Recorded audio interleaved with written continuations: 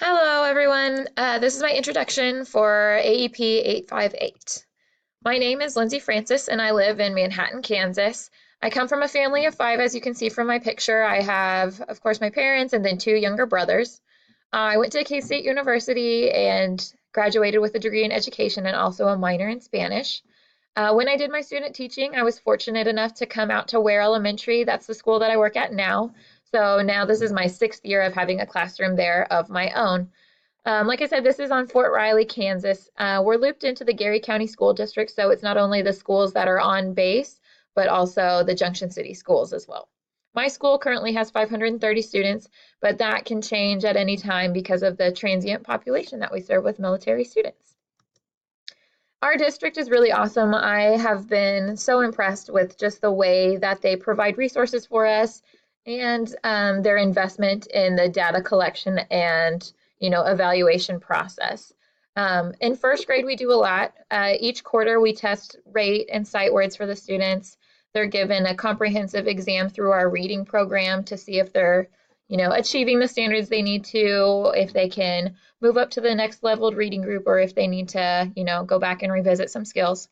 We also test for craft and structure, and so those are some other English language arts skills for us, and text features, so informational reading and writing. For our writing assessments each quarter, we target a certain genre, and so we'll kind of take a cumulative score of the things that they are able to do on a final piece on their own. We use the Eureka Math program, and that comes with modules that last about a quarter. At the end of every module, there is an end of module assessment, and some of the longer modules also have a mid-module assessment, so it's kind of a half-point check-in. In first grade, we also use a lot of informal assessment practices, so a lot of observation, working on whiteboards, talking to partners, using oral questioning, exit tickets, and things like that. Another thing we do is a monthly iStation test. So it's a reading English language arts program that can be accessed on an iPad app or through laptops on the computer. And that kind of tests over all of the English language arts skills as well. And that's something that can be used in upper grades as well. And it helps kind of tailor assessment or assignments to what each individual student needs. And it'll even break us down into tiers of what tier group the students fall under. Upper groups use the same Success for All program, but they have more frequent tests than the younger grades do. They do a comprehension test for every story that they read.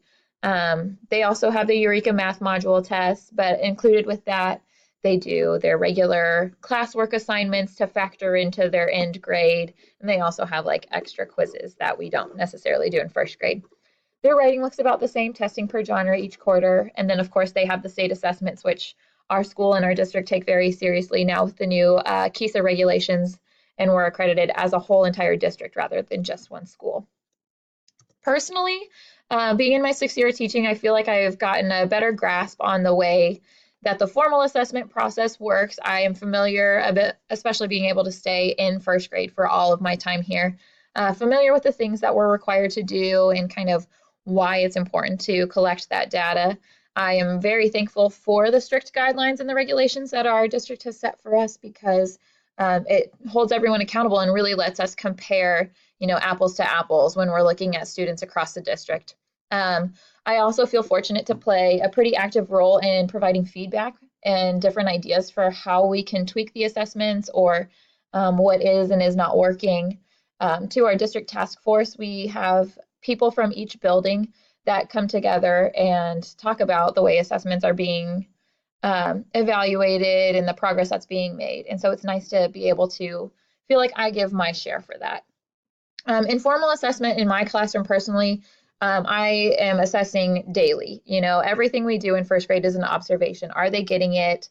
Where are their misconceptions? And so that's something I work very hard to, keep track of, and that really guides my instruction from day to day, because in first grade, if they don't get a basic foundational skill from one day and I try to move on to the next, then it just kind of implodes. So I really feel like that's something important for me to work on. And if there are assessments that are not working, or if there's skills that students aren't, achieving or obtaining, I have a really strong group of colleagues that I can collaborate with. We can meet and kind of discuss what different practices we can use to help our students meet the things that they need. My plan and purpose for this class. So what I would like to do is learn about other forms of data collection and analysis that are used in other grades and by other schools. I also want to think about how, I'm such a young grade, like how am I preparing my students for, future steps, future assessments once they continue on into the upper grades. And I would also like to evaluate how I drive my instruction with the data I collect, what is purposeful and what maybe can I change into a different format, I guess. And then I also want to ensure that all of the assessments that we're using are aligned with grade level standards and making sure I'm using the most efficient methods to collect those. All in all, I look forward to hearing from everyone and learning about different ways to assess and collect data. Thank you.